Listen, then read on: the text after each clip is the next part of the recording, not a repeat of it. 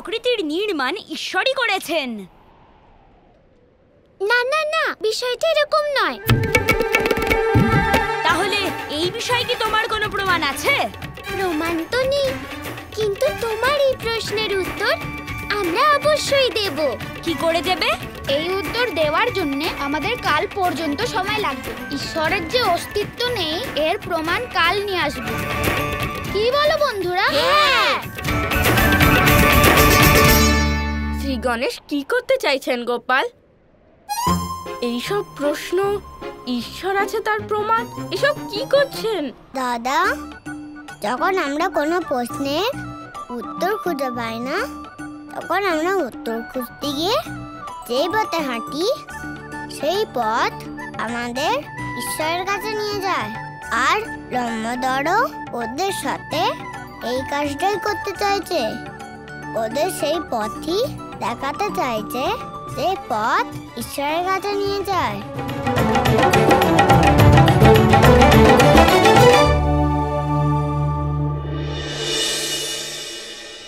এই গাছ, এই নদী, এই প্রজাপতি এসব কোথা থেকে এসেছে? তোমরা কি কেউটা বলতে পারো? কি হয়েছে বৃন্দা, তুমি খাচ্ছ না কেন? মা, একটা প্রশ্ন করার ছিল। হ্যাঁ বলো। মা প্রজাপতির মা হয় তো? প্রজাপতির মা? কে বলেছে? তাহলে প্রজাপতি কোথা থেকে আসে?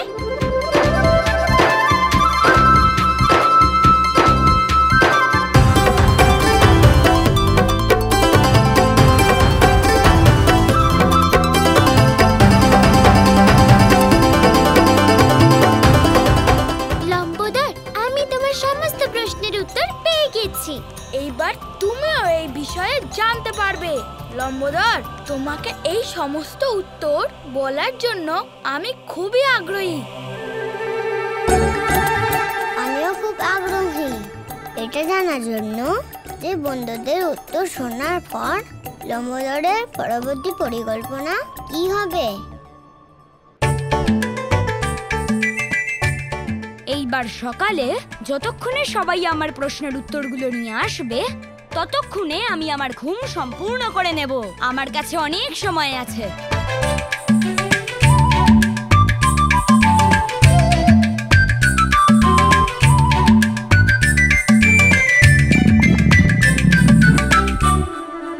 কে ওখানে?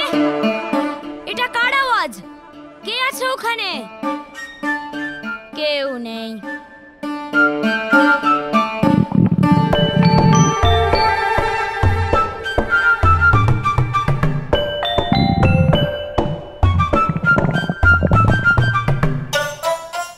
আওয়াজটা তো আমার পেট থেকে আসছে। পেট মহাশয়, আপনার গুড়গুড় আমার নিদ্রায় ব্যাঘাত সৃষ্টি করছে।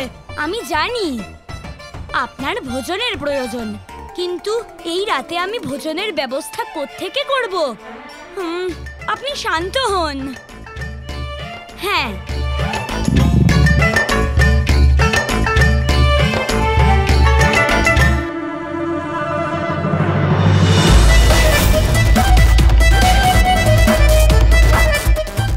মাখনও খেতে পারি, তাই না? আজ তোর বন্ধুরা তোকে বাঁচিয়ে নিয়েছে। তুই যদি আবার এই কাজ করিস তাহলে আমি কিছুতেই ক্ষমা করব না, মনে থাকে যেন। না না না না না না না, এই বিচারটাও অনুচিত। আবার মাখন চুরি? না না না না না না না।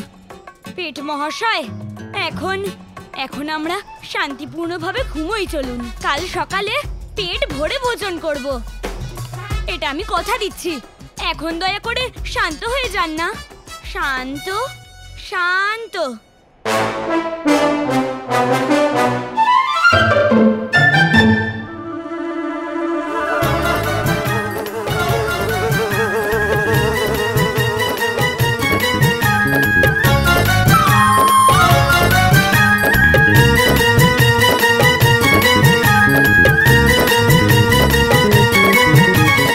আমার তো মনে হয়েছিল যে শুধু পেট মহাশয়, কিন্তু এ তো দেখছি এই মাছি দিদিও আমার নিদ্রায় ব্যাঘাত ঘটাচ্ছেন।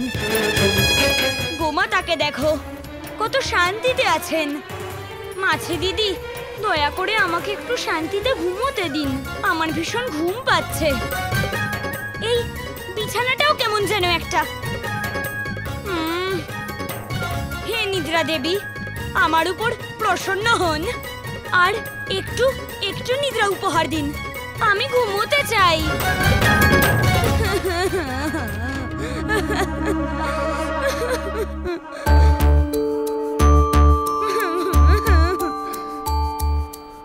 আমার পুত্রর চোখে নিদ্রা বিরাজ করছে, কিন্তু আমার পুত্র ওই স্থানে ঘুমোতে পারছে না। এবার আমাকেই কিছু করতে হবে। তুমি কি করার কথা ভাবছো গৌরী?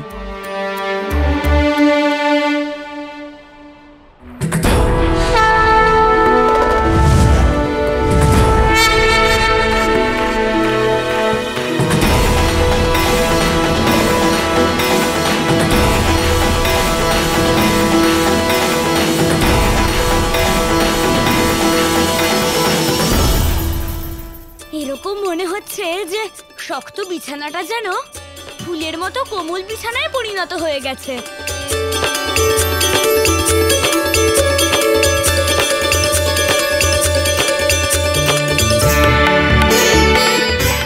আরে এটা তো সত্যিকারের ফুল দেখছি। আর এই অন্ধকার, এই প্রদীপগুলোকে জ্বালালো। হ্যাঁ, সত্যিই দেখতে পাচ্ছি, কিন্তু এই সাজসজ্জা করলোটাকে? পুত্র, এবার তুমি শান্তিতে ঘুমোতে পারবে। ধন্যবাদ মাতা, এই সুন্দর সাজসজ্জার জন্য। শুভরাত্রি।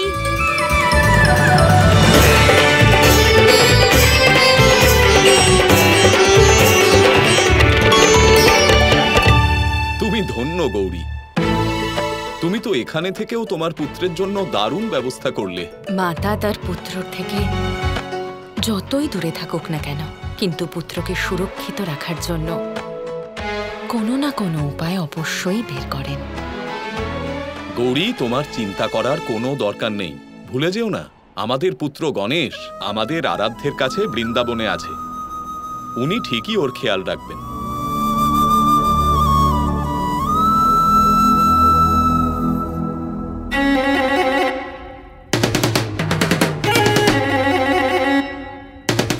দাদা, ঘুম থেকে উঠুন।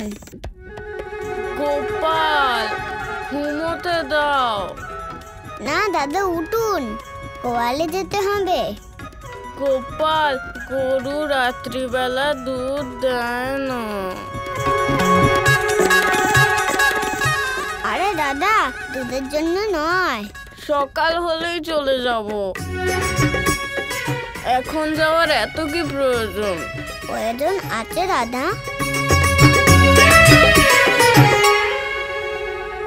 গোপাল, আমার নিদ্রা ভঙ্গ করাটা কি তোমার খুব জরুরি? তোমার কি কোনো শত্রুতা আছে আমার নিদ্রার সঙ্গে? শান্তিতে ঘুমোতে দিচ্ছ না কেন? দাদা, আমরা এখানে শান্তিতে ঘুমোচ্ছি, কিন্তু আমাদের অতিথির ঘুমোতে অসুবিধা হচ্ছে। এবার আপনি বলুন, এটা কি শোভনীয় নয় তো? এখন নিদ্রার থেকে বেশি পেট মহাশয়ের খিদে মেটানো বেশি আবশ্যক হয়ে উঠেছে। কি করব এখন পেট মহাশয়? আপনার খিদে তো বেড়েই চলেছে। কৃষ্ণের বৃন্দাবনে শ্রী গণেশ অভুক্ত থাকবেন, এটা কখনোই হতে পারে না। আমাকে এই সমস্যার একটা সমাধান বের করতে হবে।